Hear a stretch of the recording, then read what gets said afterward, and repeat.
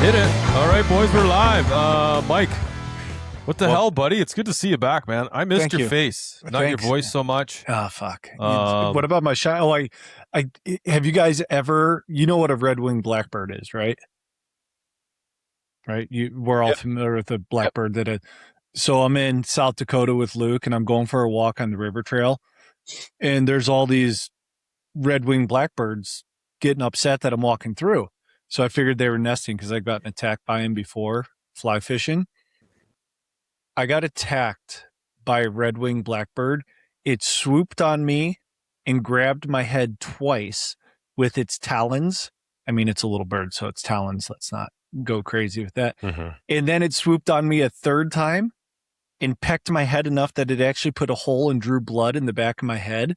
And there was a guy walking up the trail towards me. And I was worried that that poor bastard was going to die. He was laughing so hard because I was waving my hands in the air and everything. He comes up to me. He's like, man, last year I got attacked by a Canadian goose in this same spot. I saw that bird. It was after your head. I think it was because it was so shiny. So, do you wax that sucker, or is it just that oils and they just naturally glisten? I go to the Brazilian waxing place down the road. And they take care of it. No, of course, dude. I gotta admit, it looks a lot nice. Like you got a little bit of color on you now. Yeah, no, so I got like it's you like you don't quite have like that Jason Statham look going. But you know it's close. It's close. I appreciate that. Wow, yeah, you're there. I'm close. I'm close. Yeah. I just got to get in better shape now. It looks good, buddy. Well, it's good to be back, color. boys. Maybe you should do invest in like a tanning bed. Yeah, I think that'd be a good investment for me. Yeah, just for the winter time. See, because you get a little pasty in the winter. I noticed. Don't you live in the desert? No, I live in the mountain.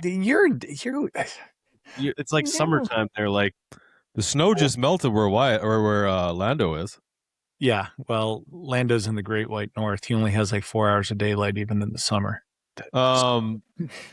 Yeah. So apologies, guys. We're a little late getting this one out. Lando, he's been ill. Yeah, heavy cold over here. It was just not a good situation for. So like while the rest of us are in summertime, he's still, in Saskatchewan, they're still fighting cold season. Still hibernating. Yeah. So we appreciate it. So I want to thank everybody for the last episode. We talked about Aaron Snyder. That one kind of blew up. Lots of comments. A lot of funny comments. So there's some good ones on there. So I enjoyed it. I enjoyed reading most of them. I didn't really go through all of them. There was just a lot. A lot of them were just the same. A lot of poking fun at Lando and myself. So Mike, luckily you missed out on that one because I'm sure there would have been some jabs thrown at you. Oh yeah. I think my favorite comment out of all of them was the what are these Al Gore's two sons? I love that one. I couldn't get enough of that one. Man, where that was derived from, out of that whole conversation from the earlier video we did, I don't know how that became such a hot topic. The climate change, statement you made. It was good. I'm glad I made it. It's funny when stuff like that blows up, and hey, man. I am the first one who's going to call myself an idiot.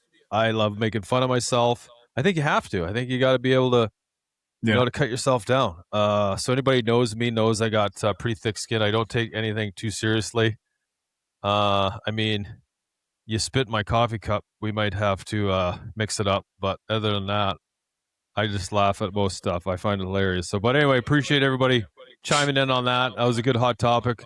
Some other questions that kind of went down a wormhole about Ryan Lampers and all this stuff. We're not going to get into that. What we are going to talk about today is the questions for this week. Did we want to cover any headlines before I get into the questions? Or are we doing questions first, then headlines? Do we have any headlines to talk about?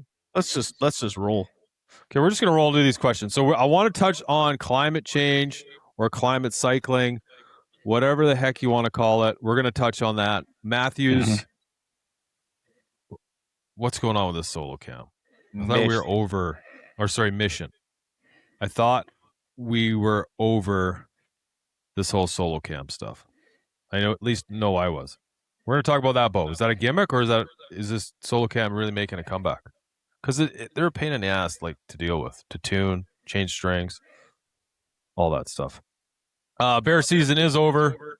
We're into the fall. We're into mule deer scouting season. So we're going to talk about that. Early season scouting tactics.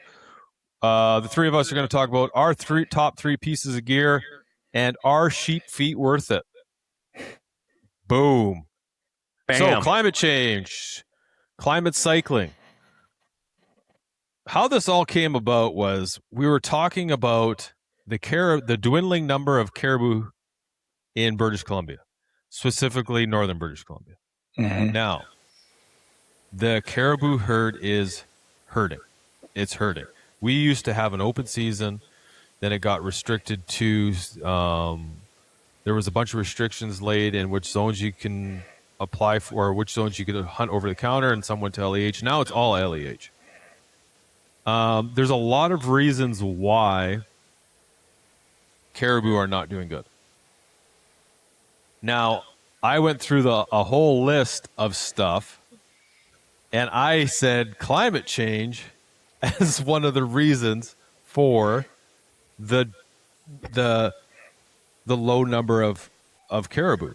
But my point was, when I was trying to make this, was it had nothing to do with hunting being the sole reason why the caribou herd is hurting, right? Mm-hmm. You see what I'm saying? So I just went through all the different, like, there's so many different reasons caribou are hurting right now. So if anybody, like, the funny thing is, I wonder how many people that wrote about the comment I made actually have ever been to the north or ever hunted caribou. I bet you not many. I bet you there's very few people who were commenting in below asking, like, what is this doofus talking about? Who is this idiot? All this stuff. I wonder if they've actually been hunting caribou in northern BC, or even been to the north, Yukon, Northwest Territories. So the reason I referred that, okay, you could ask and you could talk to anybody who's hunted caribou. So a good friend of ours, Rusty Smith, him and I talked about this the last podcast we did. Lando, you probably remember that.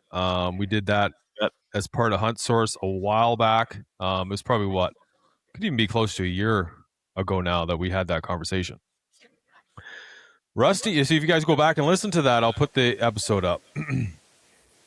Rusty and I talked about what the black flies and mosquitoes do to the caribou herds. They actually will kill the caribou herds. Now, anybody who's ever hunted caribou knows what we're talking about, because when you could be up in specific places of northern British Columbia, I'm sure northern Manitoba, northern Saskatchewan, northern Alberta, Northwest Territories, Yukon, Alaska, I'm sure they're all the same. You can get walking through and all of a sudden the wind will stop blowing. And you literally get swarmed with flies. They get in your nose, you're breathing them in. Like you have to literally pull something over your face to stop inhaling, ingesting the mosquitoes or black flies. They're in your eyelids, they're everything. It's disgusting. Like I can't even explain how bad it is. If you don't have a net, you're hooped. So what happens is the caribou, in order to get away from the bugs, they go to the snow, because the bugs stay away from those areas. They don't like the cold. They don't like the temperature. Before, there used to be a lot more snow at certain elevations. Now, the caribou don't know about climate cycling or all this stuff. They just know elevations, and they know their travel corridor. They're migratory animals. They follow the same path all the time, right? It's just their mom did it, their mom before them did it, and they just keep doing the same thing within reason. So they get going through these valleys and through these peaks and ridges where they used to be full of snow. There's no snow there anymore. But you do get pockets of snow. So all of a sudden the wind will stop, and all of a sudden these caribou, you'll see them, they're running around, they're getting swarmed by bugs. They run right to these snow bluffs, and they'll all park on there. And they're all fighting for a place on these little packs of snow. It's wild to see. Like, it's amazing. I think Rusty even has a video of it on his Instagram. Yep. So anyway, that's what I was referring to when I was talking about climate change. Do I believe in climate change? I believe I like the term one person used, climate cycling. I believe in that more than I believe in quote unquote climate change.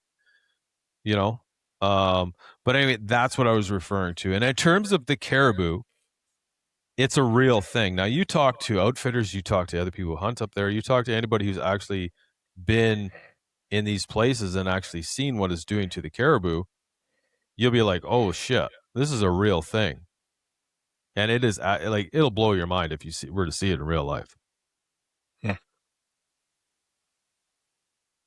Mike, I want to hear your take on this. Well, Mike is a doctor, Dragon, sorry. Because you are a doctor. Dragon doctor. Climate cycling is the best way to put that. Okay. You can't, I don't believe with the primary literature that you can argue that climate cycling is not true. Whether it's climate change, that's a tough sell, even for me, having read the literature. I mean, we go in cycles, period. I mean, if you look at the most recent trend, we've warmed the critical threshold that the Proceedings of the National Academy of Science said is 3.2 degrees Celsius over the next 35 years. And we've already warmed, these numbers might be off by a few decimals, and we've already warmed like 60 or 65% of that in the 5 years or 10 years since that's come out. And that's a lot, because if you think the difference between snow and like ice and water is 1 degree. Yeah. Yeah. So that's the difference, like in terms of the caribou and them having a way of escaping death by black fly, by their lungs filling up with black flies or mosquitoes. But the reality with climate change is, like, if you look at the past, I mean, it's very cyclical. It's a sinusoidal wave, right? It goes up and then it drops down. It goes up, it drops down. I'm not talking about going back to like the Ice Age and all that other stuff. I'm talking the past, 100 years.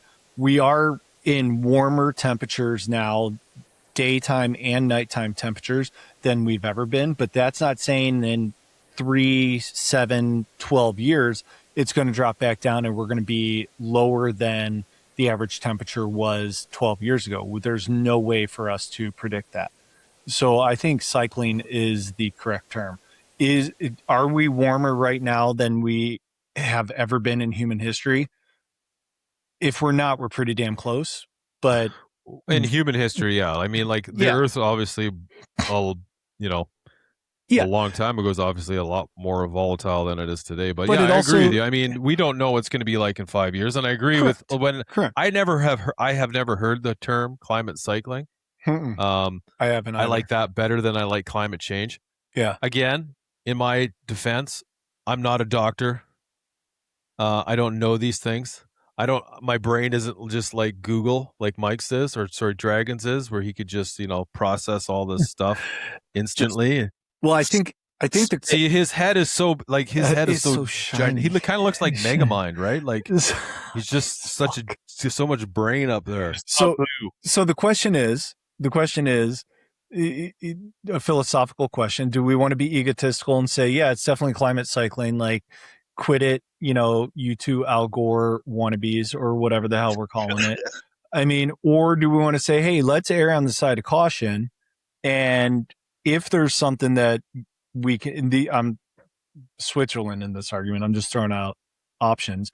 Or do we want to err on the side of caution and say, hey, do we really want to F this up if this is truly like the big F up and just continue to do what we're doing? Or do we want to make some type of change? I'm not talking EVs. I wouldn't own an electric vehicle if it was the last car in the world. I'd walk, right? Like, but I'm just throwing those options out there. Like, do we really think it's going to cycle back down, or do we want to say like, shit, if it doesn't, we could be really screwed? I don't want to get into too like, I don't want to get going down this. Get going down this, but like, obviously humans do need to change what the fuck we're doing. Yeah. Like we have islands of garbage floating around in the ocean. Yeah. Literally islands. And like the algae, which produces so much of the Earth's oxygen, is dwindling. Yeah. So what are we going to do when all of a sudden we run out of, like, I don't want to get going down this, but like, we're going to get to this point if our population doesn't drastically decrease, which eventually it will. Mother Nature has a way of introducing disease or something, or one of these crazy mofos is going to just start dropping nukes. Yeah, I mean, we're probably beyond the carrying capacity of this planet that we're on. Right? Like that orange-faced fellow who's running your country down there, Mike. Oh, Jesus Christ. You get one of those guys in a different place. That guy. I mean, I was a big fan. Notice I used the past tense of that verb. It feels like up here looking down on you guys, and I don't mean like. No, I get what you mean. Yeah, like you're looking south. Yeah, we're looking south. It seemed like all the homeboys, like all my buddies, were all pro-Trump. Yep, that's accurate. A year into his second term, all of a sudden they're just like they're dumping the guy. We're all anybody but Gavin Newsom. I mean, that would be a nightmare.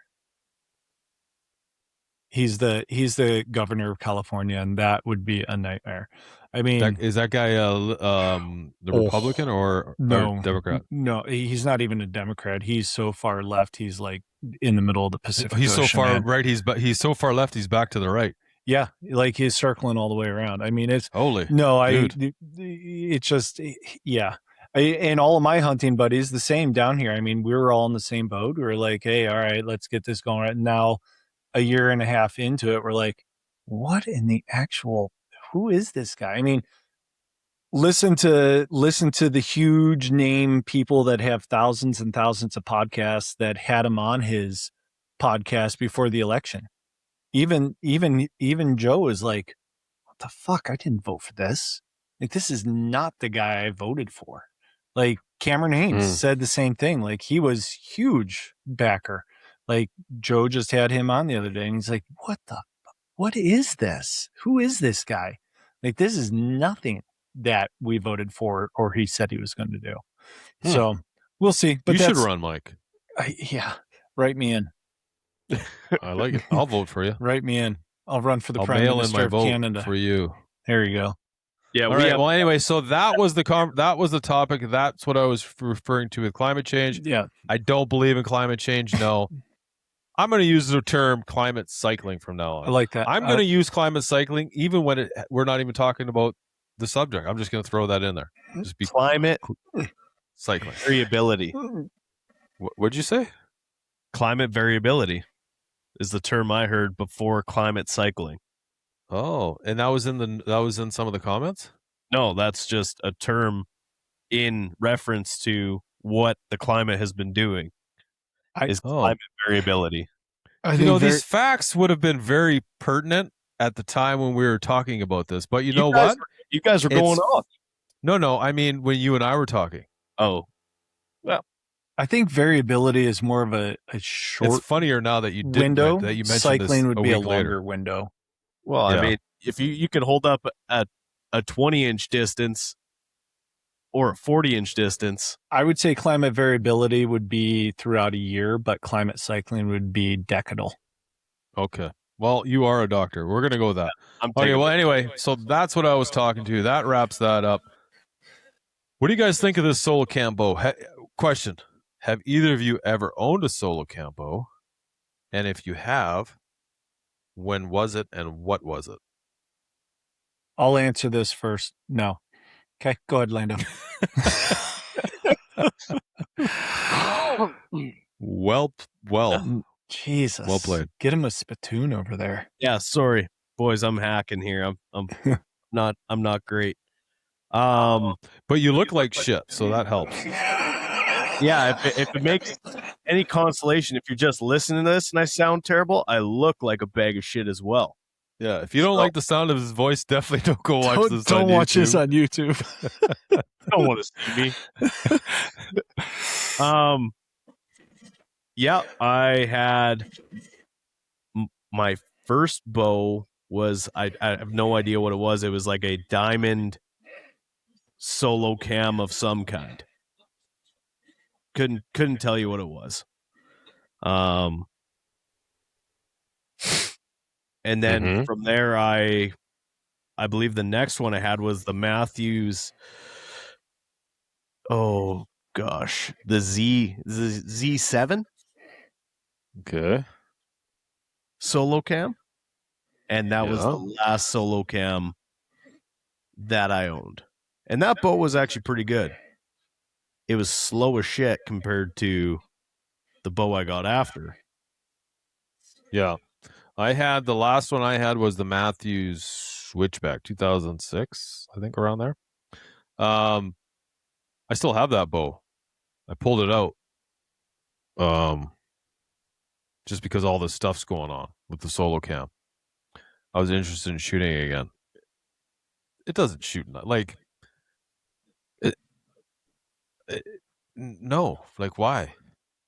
You know, I'm looking at the specs on that Z7, and you know, the IBO speed ratings. Yeah, you can't go with IBO though. Yeah, I know, but it was 4 pounds. I know that switchback that you have, it's also a super light bow. Mm-hmm. Pending. Well, I mean, if you take the 12-pound wooden handle off that thing, which I used to love, which is funny because I pulled it out and I was like, "What the heck, man?" It's like gripping a cucumber while you're shooting, or a pineapple, maybe even. It's just massive. There's quite a there's a demand for it though. Like guys, for what? I don't know. You look Dude, on if you're going to shoot that bow, like I have shot that bow recently, and then you go shoot the arc. No, they're not even like. It's like maybe for nostalgic, you're like, oh yeah, this feels good. It's kind of like, pulling out your old 79 F 100 that I used to have. Yeah, I used to love that thing. Had 3 on the floor and reverse. Fuck, forget about it. See you later. So what's why is Matthews bringing it back? Well, there is like guys have been asking for the solo cam, and the mission that came out with, what's the handle on it? It's the mission Striker. Yeah. I just looked that up. Yeah, and it's Stride. Thank you, sir. It's a lower price point, so it's not up there with like the price of an arc, and that's typical for a mission by Matthews bow. Yeah. I feel like you are gonna. I don't know. Call me. Well, so like with the solo cam bow at the time was a huge advancement because it had such a smooth draw cycle.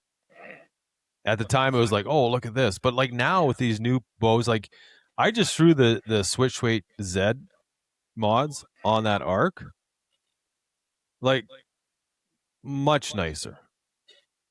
Nicer. You're gonna, you got to sacrifice a few feet per second, but I'm okay with that. Yeah, I feel like if I'm still getting what was I shooting? I showed you that chart. It was like 30 over 300. Yeah, something like that. I mean I did put 3 dozen twists into the cable. Well, that's a different topic for a different time. Per se, you weren't pulling, with the briefest amount of context to that statement, you weren't pulling 100 pounds. No, I definitely wasn't pulling 100 pounds. I was trying to get the bow to the 75 pound specs that the mods are supposed to be. And for some reason, one of the strings just needed to have a lot of turns to get there, while maintaining cam sync or cam timing, whatever you prefer. Mike, what do you prefer, cam sync or cam timing? Timing. Okay. All right, good enough. Yeah. Greg. I don't know. I feel like I guess it is a good option for someone that wants a solo cam. Why you would want a solo cam? I don't know. Okay. Maybe that's the question for the guys who do, they just know they're nostalgic. They just want to have a solo cam bow back or just want to have the option. Maybe that is. Maybe I just don't. I feel like the companies are just running out of shit to sell because eventually the engineering is going to max out. And I feel like the next big innovation in archery is going to be from somebody or some company not in archery. that is going to be able, where the archery world, the bow manufacturers are going to be able to adapt that and apply it to something in the engineering of archery or bows. Like, did you see that new at the, what was that? What's that crazy bow that was at the ATA show or the archery show? Like, do you know what I'm talking about? Vertical limbs. Yeah, the vertical limb bow. Yeah, it was crazy how that worked, but just not leaving the solo cam thing just yet. It's not like it's gone away. Like bear and lots of the lower end stuff, you can still get a solo. Oh yeah. Oh yeah. So I don't know why everyone is so adamant, or maybe they're just fanboys of Matthews. I think that's what it is. I think it's just because the fanboys, like myself, like Landon, the sellouts. I mean, we buy our own bows. We're not really sellouts. The easily influenced. It aims better than any other bow, Kevin. It's the arc. It makes you shoot better. I'm actually thinking I'm going to go to shoot a dart next. I was this close. More like that close. Like 8 inches? Yeah, give or take. Yeah. To buy in a darton. Man, I like them. I like them a lot, and I like the price point. You know, I could sell that arc used for probably more money than I would buy that darton for. Yeah. I know I can. Like today. Okay. Let's do it. Let's make a pact. I don't think Lando's into that. I'm not doing it right now. Nope. Maybe one day I'll do that. I'm doing that right now. I will do it. Just post. Yeah. I feel like with the darton, though, you got to be like that specific draw length, like right around my draw length, 29, late 28s, early 29s, you know, like around that age. Same age, like around your age, Lando, you know, late 20s, early 30s. Dude, I look older than you guys, but I appreciate it. Like we said, I mean, it's just because you're sick and you're not feeling well.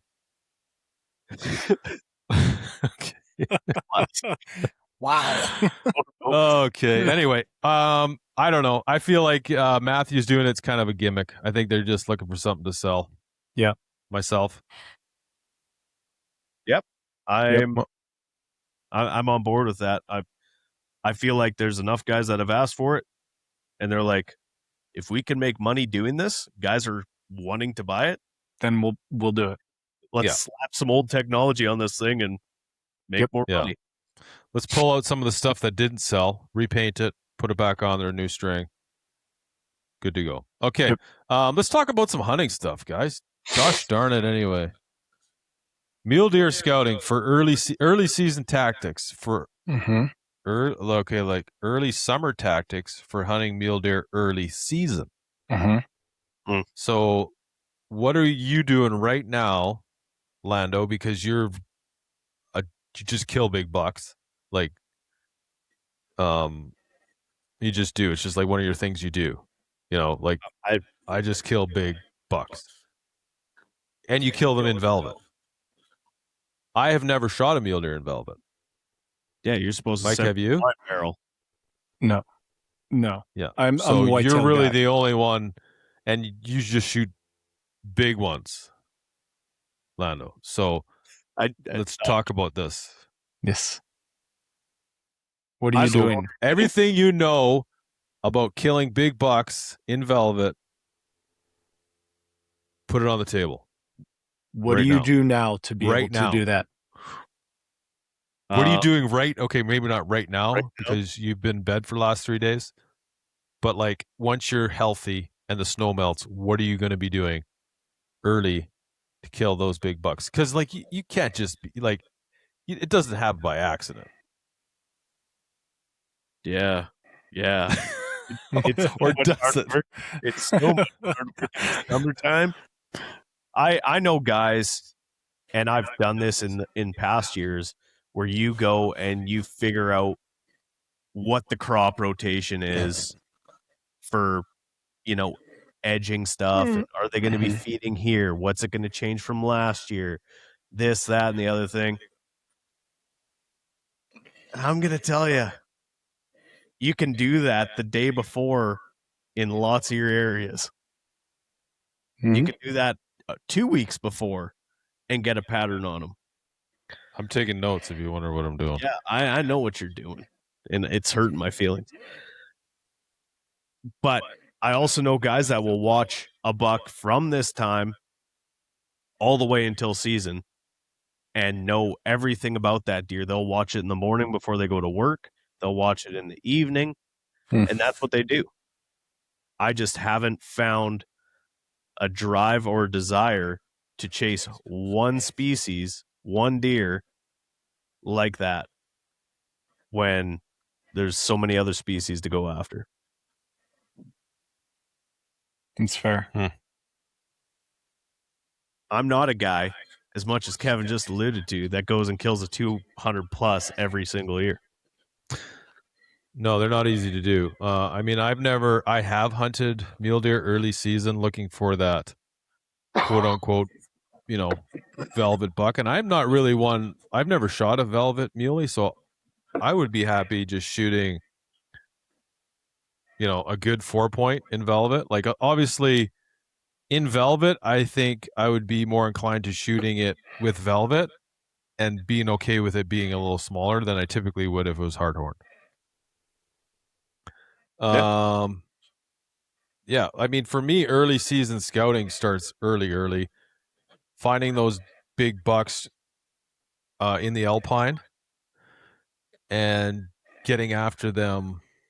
Like it opens September 1st. I'm up there 2 days before watching them, trying to figure out where they are, opening day, which is September 1st. And basically finding them early. I use trail cameras. I definitely utilize trail cameras a lot. Figure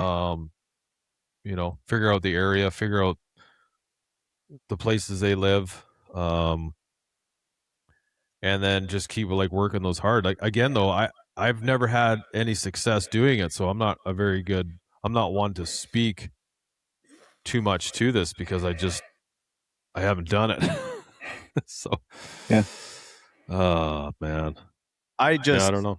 There's a lot of, for me, a lot of value. Is there a lot of value going this far in advance and doing that legwork?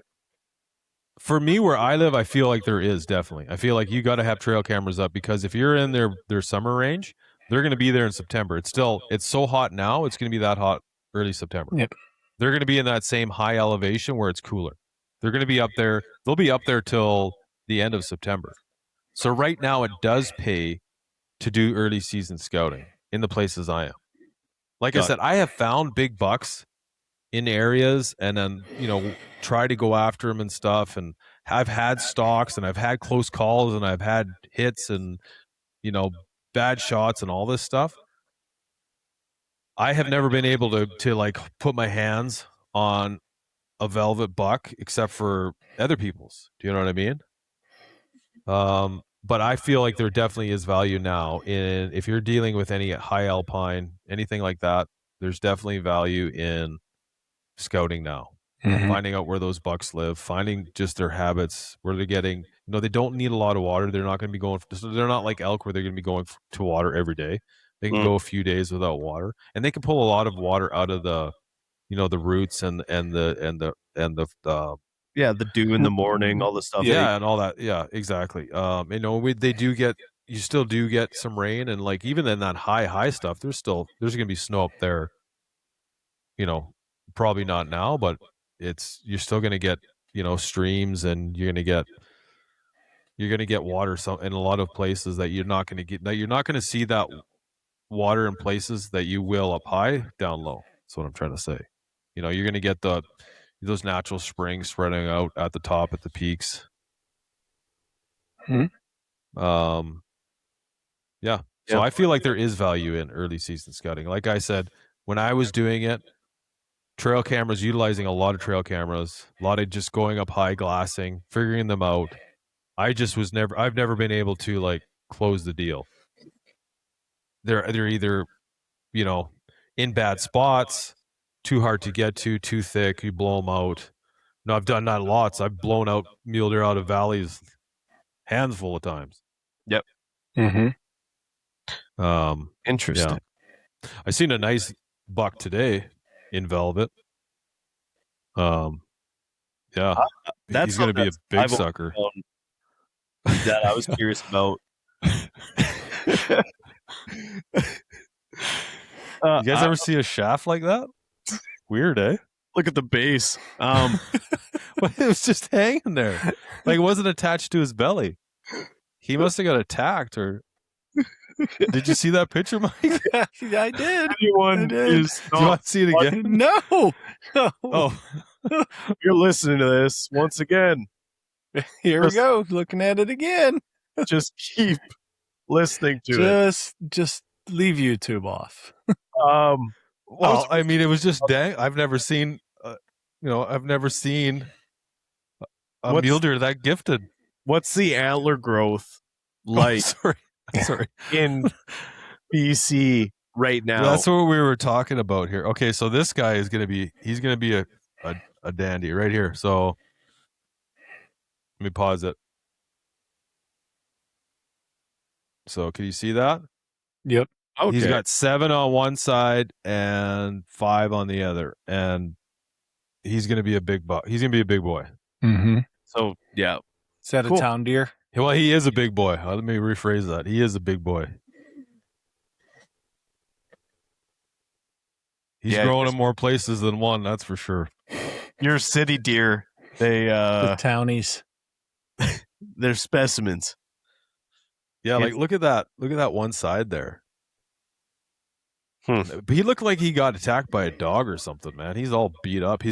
His eye is he's lost. So this buck's been around my house for a while.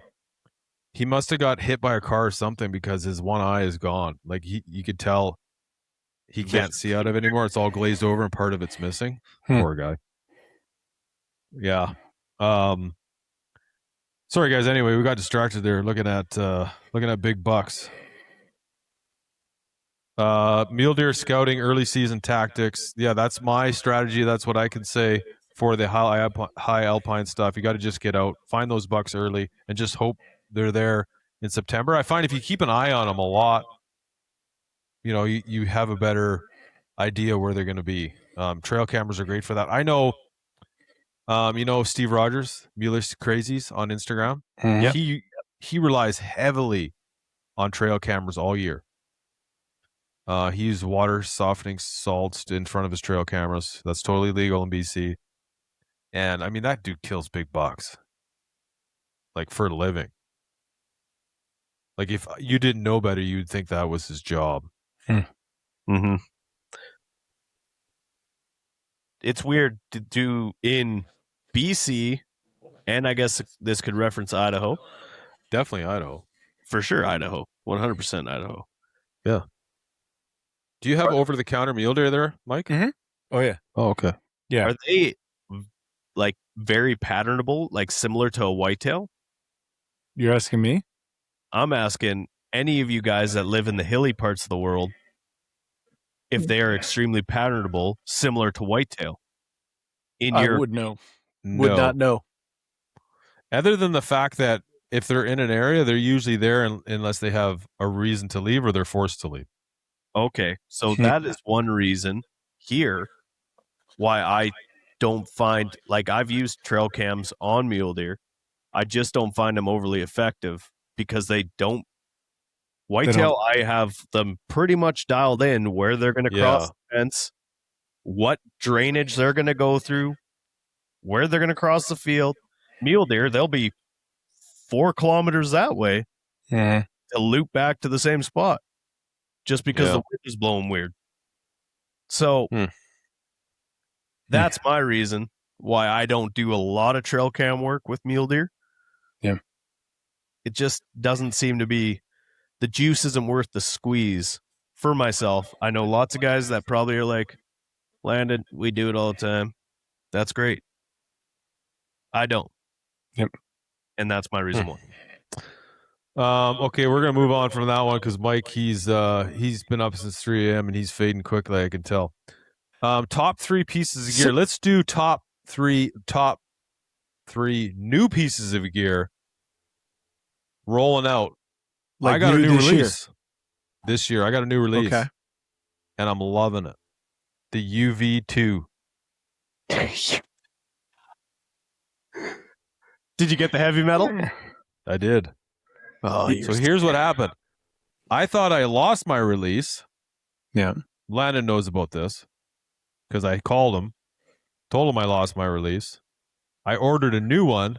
Then I found my old release. Then this one showed up. So I started using it. And I like it. And I like it because I can get it hotter than my stand. I can get that release so hot, I actually had to turn it down a little bit, which is wild. I never thought I'd find a release that I'd have to turn down. So amazing. But I like it. The only thing, there is a couple things I don't like about it. It is, I got the extra small, sorry, the extra large, and the extra large is a little small for my hands. It'd be nice if it was, it's definitely not as big as the stands. What's so funny? Dude. I'm just looking at Lando's face. Oh. He was like, Hey, I'm going to tell you something. Maybe you should have bought the Magnum size release there, Kev. That's the biggest one that you can get. The stand has a double XL, which is why I like it. Now, there's a reason. I just want to make a little anecdote here. There's a reason I married a woman with very small hands. Because she gives me the confidence I don't get when I grip things. Anyway. It's a curse. It's a curse. Sometimes big hands aren't always the best. I know. See, and that I will agree with what you're saying about that UV. Oh, sorry. I thought you were going. Yeah, we're gonna segue away from that direction before we can't air this. I had a UV large as well, the original button, and that was one thing that I disliked was how it felt like it squeezed my knuckles in. Right. Well, I took this. I still have it as a 2-finger. I took that piece off. I'm running it as a 2-finger. It is a little small though, but I got the heavy one. It's nice, but it's not as big as obviously the double XL stand, which I was running, which I still have. But I really like the adjustability on it and how hot you can get it. So that's one piece of gear I'm running. I switched my bino harness back to an FHF, and I'm loving it. Really? Okay. Yeah. So that's not really a new piece of gear. It's like a new old piece of gear. From marsupial back to FHF? I was running that Kafaru Deluxe. But I never ran that. I like that harness. I used it on a goat hunt, and we were at high elevation, and it was 5-6 degrees. I think the hottest day we were there was 12 degrees. I started wearing that thing bear hunting, and it's been 30 plus degrees, and that sucker it makes you sweaty. Okay, so which FHF are you utilizing now? Oh, because it's not the fob. No, it's the other one. What's the other name of that one? The old school one. Yeah. Does that I don't remember the name of it? Flappy that goes like the flap flaps up. I do have the fob one as well. These are the things we've been trying to give away. Nobody wants them. Yeah, it's tough. It's tough. You just got to mention climate change, and that's the only way to get. That's the way to get people to comment. That FHF fob, the reason I don't like it was the same reason I didn't like the Vortex was because I didn't like the front pockets. They're just too tight. And the SIGs don't fit in that FHF fob. One thing about running those SIGs, they're definitely longer than my Swarovskis. And that's my third piece of gear. I want to get that in because I know Lando's good. No, Lando ran those last year, so he can't even use that. I'm using the 16 by 42 SIGs. I wish I would have gotten less magnification. I might steal Wyatt's 12. They're the I same. think I would probably even should have gone to a 10. They don't make. Wow. Yeah, they do. They make a 10 now. Yeah. Well, the reason the Can I just finish? no The reason I don't like the high magnification is because this way I hunt, bow hunting, I like a bigger field of view than magnification. Than the super narrow magnification. Yes. Yep. Makes sense. fun fact, which I was going to state, the 12s and the 16s have the same field of view and the This same is why- objective.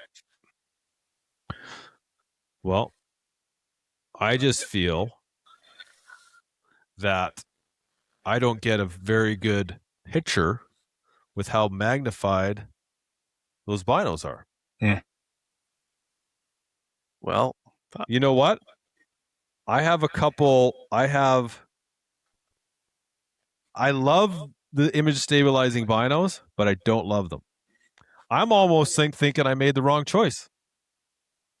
Wow. Yeah. Wow. Dude, I'm telling you. Wow. Like fan I told us so.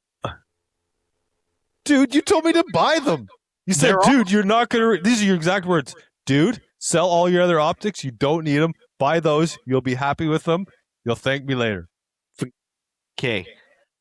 You know what, Mike Dragon, I'm you know what I should I'm super surprised to hear this. Honestly, Okay.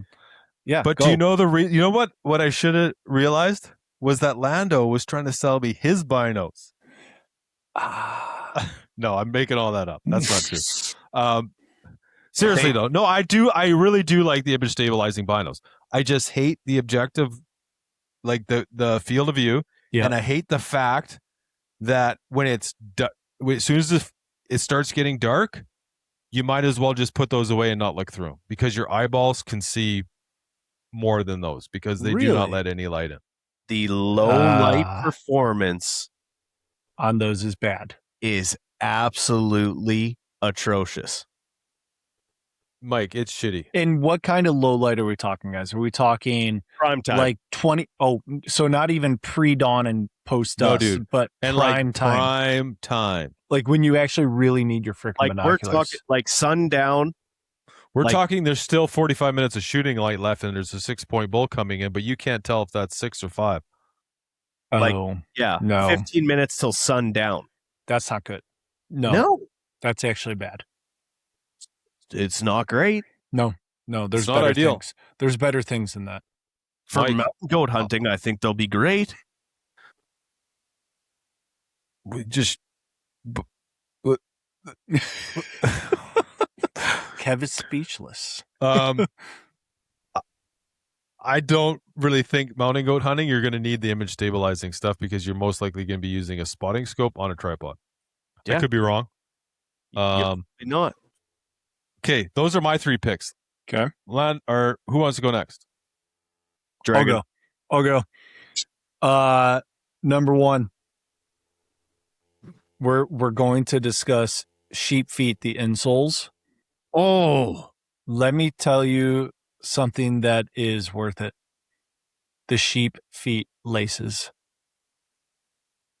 They are I worth didn't it. even know they made laces. Yes. And they are awesome. They are not new to me this year. Sheep? They're not new to me last year. Mike, how do you spell laces? LACES. Okay. They make socks too. I didn't know that. Huh. But they're laces. I am on year 3 with these same pair of laces, not a fray, not a cut, not a tied together lace. That lace is amazing. So how many days are we talking here? Oh my God. Rugged laces by Sheep Feet. Don't fuck around, boys. They are so That's badass. literally what it says. Sheep Feet. They rugged are laces. So badass. Don't fuck around, boys. Lando. It's a great slogan. And they're a cool color. Yellow. I mean, Orange would have been a little more cool. Yellow but and whatever. black. like- Let's see. I like red 50. myself. I would say Those in are cool. in 3 seasons. Jesus Christ. Oh, dude, this guy has a picture of, and he's got a dead elk. They got to be good. They got to be good if they're showing a dead elk with them. I mean, there's no blood Over on them. 150 days. Looks like he killed the elk, then put the laces in. But That's impressive. over 150 days in camp, day hunting, car camping, backcountry camping. oh my god, in 3 you're gonna years. make me do this. You're gonna make me buy a set. He's ordering aren't them you? right now. They're that good, dude. They're that good. And I mean, what do you do when you're on a hunt? I learned to always carry an extra pair of laces, but usually they break at such a freaking Don't you inopportune. carry like paracord or something you can use if you're in a pinch? If I'm in a pinch, yes. But what I normally do if a lace prior to these sheep feet ones break, I just tie like a couple of double overhand knot and tie that lace together and still use them short change it or whatever. Those are amazing. I'm telling Mike, you. what do you recommend? The 180 or 220 centimeter? I think it depends. I don't know. It depends on how many holes your boots have, right? How high they They go. have a lot. They got a lot. I mean, you could always go longer and then cut them and burn the end so that they don't fray. Okay, I'll do that. They're pretty amazing. Hands down. That might be Holy Christ, they better be for that much. How much are they? Are these laces? Like- $30? American. Oh, yeah. Might as well be a grand Canadian. I'll have to see if my line of credit can handle that kind of hit. Okay, I got my next piece of gear that I end up having to buy a new one every year, and it pains me to do it, but I do it because I can never find the one from the year before. Is the merino wool neck gaiter from First Light. It's about $33 US dollars. Oh, damn it! I should have said something I didn't as a piece of gear that was really good that I've been using recently. Oh, So and I know what it is. I buy one of those every year. I wear it when it's hot out. I can put it over my bald ass head on top of the hat so I don't get a little sunburn through the mesh on the hat. Put it up over your face. It's warm weather, cold weather, and I buy one new every year. So that is a new piece of gear that I will run. Geez, I need to come up with 3. That's 2. I like how they say pay now and we'll tell you what the shipping charges are later. Ship them to my house. What am I new? Okay, we'll talk about this later. I'll get you to pick them up for me. Yeah. You just you pay them and I'll pay you back. Yeah, sure. I'll get right on that. I'll do a COD. So There's got to be one new piece that you're missing. I bought for my Toque? pack because I run a 3,000. I feel like you'd be a big toque guy, Mike. I am a big toque guy. Big toque guy, but I'm pretty particular, and I've had the same one for 6 years now. So that's It must be nowhere really near nice and comfy. It's super smelly, and I love it, and it's what I wear. I did buy. I feel like bald people really appreciate toques a lot more. Dude, it is being bald is like unbelievably cold. Like when it's cold, you're really cold. Like it's cold. So I run a 3,000 cubic inch or whatever pack. The initial Ascent 3K is the pack that I run. I really like it, but I needed about 500 to 1,000 more for when I go on more than a 3-day backcountry trip. And they sell this thing called a Cub. It's a 500 cubic inch add-on that goes onto the front of the pack. Mm-hmm. And I really, really like that. So that would be my 3rd piece of gear to add on and make my pack big enough. Awesome. Dude, well, I really like those laces. Yeah, you're going to love them. You're going to love them. Versatility. Yes. All right. So I've recently purchased an All-in. Oh. Getting away from my mag view. Oh. See, I started using the All-in last year, so I couldn't really add it to my gear this year. But then again, I am using an old pack new again, so maybe I could have. Hmm. But I do Well- want to add one piece if that's okay. I'll wait till you're done though. Thank you so much. I appreciate it. Another thing it's new, but it's The old ones are great. Did you get the Nexus plate as well? I did not get the Nexus plate. Mhm. Yeah, I don't know. I couldn't. That's a fair chunk of yen. Did For- you use the promo code? I did. Perfect. What promo code did you use? Dude, I'd have to look that up. Okay. I want to say it was a guy I know. Oh, okay. Guy I was know. going to say because I have a promo code. Yeah. Oh, okay. So that's the one you used. Okay, good. And so these boots that I'm using this year, used them bear hunting. The Dogma from AKU, the full lace ones, instead of the boas I used last year. Mm-hmm. Well, I'm going to tell you, I like them a lot. Yeah, they're dandy. Full man, I really enjoy those. A couple things I don't like about those is they don't have a lace lock at the top. Mm. And when they get wet,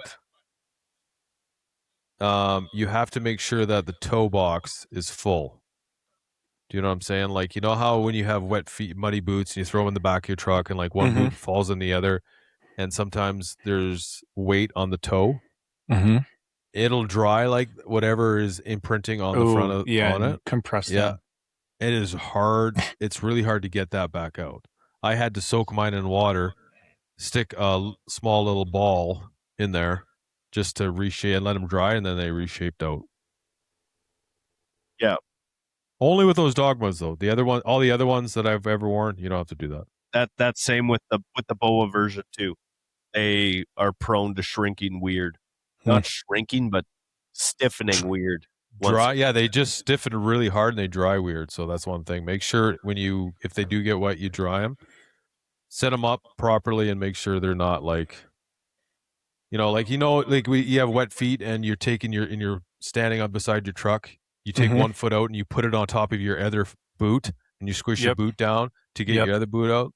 When you do that, make sure you pop your boots back up because when they dry, yeah, it's like concrete almost. And another item, and I haven't got this yet, is the Equinox Guard shirt and pant from Sitka. Okay, well, I'm not going to say anything then. Because I'm going to tell you, I know a guy that brought that to bear camp. So I've been using those. So you're not allowed those. How did you even get them? Well, I live like very close to. Oh, you're breaking the law. I'm not breaking the law. It's a shipping thing. Oh, okay. I thought that was illegal. I guess if it was illegal, I'd be in a lot of trouble because I have them. Yeah. Anyways, it's got permethrin in it, but you can buy permethrin in Canada. So You can? well, you can, but you can't ship it on a clothing item across Canada. I thought you couldn't even buy it in Canada. Well, but you I can. thought they're like red Fruit Loops, which is illegal in Canada. I don't know what the regulation is about, but I'm really excited about them because for ticks, how you were talking about with, The fortunately, ticks, I didn't notice them as much as the mosquitoes. The mosquitoes, they were next level. And this works for those as well. Yeah, the ticks, like I was grabbing ticks and putting them on the clothing, and of course that's probably not. I mean, really, where else are they going to go? I'm literally picking them up and putting them on there. Yeah. But the mosquitoes, like mosquitoes are going ape shit around me. I put the hood on, the mask up. Yeah, they leave me alone. No shit. You can hear them swarming around. They don't land on you. Yeah, they're wild. and And I've worn those things. I washed them once, and I've worn them a handful of times. the ticks, Kev, how many ticks did I have on my upper body over the course of the week of hunting? Tons. When you wore that shirt, you never had one on your upper body. Dude, you had more ticks in your beard. You were pulling more ticks out of your beard than I had on my entire person. Oof. Well, Brutal. Oh, hey, dude, we'd be driving down the road and Lando would be like, oh, pulling ticks out of his beard. Oh, fuck. I think roll him up in a ball. Wyatt was Not looking doing- at me because I'm just driving and I'd pull a tick, I'd rip it in half, throw it out the window, and just that's fine. Because Yeah, like Wyatt had a tick phobia before he went to Manitoba, and it's cured. There's no way around that. Yeah. Oh, dude, we were walking. We went and walked this trail in Saskatchewan, and like I don't know what happened, but I look down and my pants are covered in ticks. Mm-hmm. Lando looks down and I'm wearing gray pants, so you can see him easy. His camel looks like it's crawling. There's so many ticks on it. Oof. Yeah, like, and I know, like, it's you hear guys say that all the time. Like, the three of us probably had 80 ticks on our legs. Yeah. We did the duct tape around Wyatt's ankles and turned it around. Yeah. I don't know if I showed you a picture of that, Mike, but I will. Not good. Crazy. Yeah, it was wild. Well, that's great. Last question. Let's wrap this up. Are sheep feet worth it? I have owned sheep feet. Me I have too. worn sheep feet once. Took them out because they are not worth it, and they cost almost $400 to get them here to me. And I went down to Mark's Work Warehouse, which in the U.S. would probably be, I don't know what that would be in the U.S., but I spent $40, which is probably $5 American, on a pair of ones that you just heat up in your oven, mold to your foot, in your boot as you're wearing them, and they're genius. Sold. $40. And I still have them today. I also have worn sheep feet, and my answer is no. They are not worth it. The only thing they do is they look cool when they're in your boot because they're camel. Well, I will say when your feet aren't in them. They make you feel fancy. I mean, they take a mold of your foot. Now I think they do it electronically with their phone and all this other stuff. But yeah, they used to send you a box. Are you familiar with them, Lana? Yeah. Yep. Yeah, so maybe some people aren't. They'd send you a box. You'd step in it, ship the box back, and they'd send you some shitty insoles. Yeah, that's exactly correct. And the likelihood of the insoles, I mean, I have a foot that has an arch that is abnormally high. And dude, I have an even higher arch than you do. Yeah. This is an arch measuring contest. And the sheep feet legitimately sit an inch and a half below the where the actual arch is. This is Mike's arch. This is my arch. I mean, but seriously, the sheep feet don't come anywhere near the arch. Would that be correct? Like they're no, dude, they're junk. Like if you have a high arc or a medium arc or any arc on your foot, they're worthless. Junk. If you have flat feet like Barney Rubble, they might be okay. Then I feel like you don't even need boots, though. Correct. Yeah. And here's my take with these, and then Lando. Well, Lando, do you think sheep feet are worth it? So I'm sure you guys got yours on a bargain of some kind, I'd imagine. At the time when I was looking, I didn't have bargain. I never got no bargain. Well, then I looked at the price tag for these insoles, and I was like, you know what? I'm on my feet. How much are they now? I'm gonna look it up. Every single day on concrete. Sheep. Sure, not hiking around, but walking around on concrete. Insoles. Yep. I don't think that these are going to do anything better for my feet if I spend, and I've got orthopedic made insoles. Yep. I do as well too. I paid $1,000 for my custom insoles, but I needed them. I have really high arches. That's where I was going to go. That if you're my advanced age and you don't have problems, how you throw advanced in there. You could just say age. But I prefer when you throw that out there. I feel like if you don't have problems with your 20% off Father's Day, and you are on your feet as much as I am, you guys or whatever. It sounds like you guys have problems with your feet. But I don't have problems with my feet. I don't want to put something in my boot that's going to keep problems from happening when no problem actually exists at this point.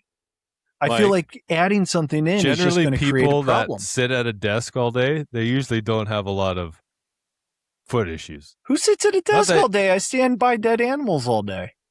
Oh, well, I mean, you're typically a doctor. Well, that's 2 days a week, and I butcher 5 days a week. So I'm butchering far more than I am doctoring. $435 for the sheep feet. Oh my! Wow. Yeah, I'm gonna go with the super feet, super hikes. That cost me like $50. Yeah. That I put in. Actually, last year I wore the Aku factory insole the entire season. I was going to say, when I buy boots, it comes with insoles that are very comparable to sheep feet, and I don't have to pay $475 extra for those, because that's about how good a quality those sheep feet ones are. So that's $435 Canadian, which is I think $280. They're $280 American or $400. What did I say? Absurd. Just stick with the insole that comes with whatever boot you're running, because I can't. I have to have an insole. In comparison to sheep feet. Plantar fasciitis if I do not have insoles. In comparison to sheep feet, you might as well stick with the boot insole. Oh, you might as well just wear fucking sandals. Absolutely. Difference doesn't make. A lot of guys out there that are big in the hunting space, and they told me that if I want to hike faster, farther, I got to wear them. What? They're also. Did they give you their discount code to get it so they get a 20% kickback? So big discount. Yeah. I don't know. Who said that to you? Who did this to you? Who said this to you? Well, you guys know exactly. Like every guy out there that comes out there talking about sheep feet. 100%. And I'm really? Not. I never hear anyone talk about sheep feet. Other than Mike. But me, just telling you their laces are legit. So that's the same thing. Their laces look really good. I'm not knocking the fact that you are talking about sheep feet. You just say they suck. I mean, I give credit where it's due. Their laces are freaking awesome. Their insoles are complete garbage. Yeah. I mean, I'm okay. I'm not going to say complete garbage. Maybe the mold just got wrong. Maybe if you're closer, they could do better mold. Maybe if you have really high arches, those aren't the best insoles for you, which could be very well true. That might be true. So the mold, because Mike and I both have extremely high arches. Mine's obviously higher than Mike's, but so full of shit. So here's the deal.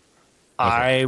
I didn't get them when they would have to mail them to me. I got my sheep feet made for me by the sheep feet dude at the Salt Lake Hunting Expo several years ago.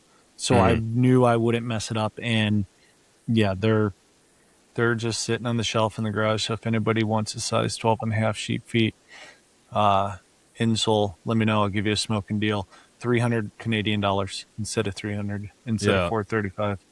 My insoles need to look like this. Holy shnikes, that's a mouse. Yeah, I know. They literally they're like that high. I have really bad high arch feet. Yeah. I got crab clawed toes from it, all this stuff. Those hockey skates had to be hard to fit. Oh, dude, they killed me. Yeah. And like my parents too, they figured it'd be funnier if they just spent the money on booze and kept me in like size skates that were, Kevin's size 4 skating. When I was a size 6. He's still skating in Groff skates. I do have Graf skates, actually. Yeah. You can hear him coming. Gentlemen, I'm fading. Thanks, fellas. Are sheep feet worth it? No, they're not. We're going to wrap it up. Mike's fading out. So appreciate you guys. We're going to get this out right away. A little bit late this week. Hit us up on Instagram if you can. Kevin Altoy, Cut Right Mobile. We're still working on improving Landon Fidek. I reserved him a name, the Lando Official. He doesn't like it. So if anybody has any suggestions, I'm thinking about it. It's growing on him. It's growing on him. Appreciate it, guys. All right, boys. Till next week. See